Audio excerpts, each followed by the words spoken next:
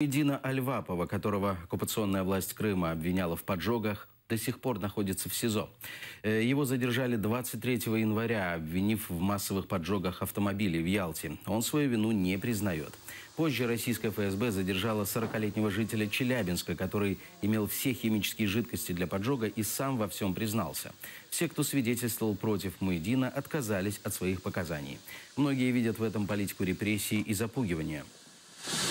Несмотря на то, что в январе месяце Муйдин был арестован, поджоги продолжались, и продолжались они на достаточно высокопрофессиональном уровне с применением специальных пиротехнических средств, что говорит о том, что рядовому крымчанину такие средства практически недоступны, что еще раз подчеркивает заказной характер дела. Уголовные дела, которые сегодня проводятся в Крыму, это звенья одной цепи. И главная их задача – это акция устрашения. Выяснилось, что эти ребята дали под давлением эти показания. Они сейчас отказываются, говорят, что мы давали под давлением. Он сидит и издевается, говорит, зашел, говорит, в этот дом, говорит, подполковником, а выйду полковником, представляете, и ухмыляется, сидит. Вся наша вина в том, что мы крымские татары.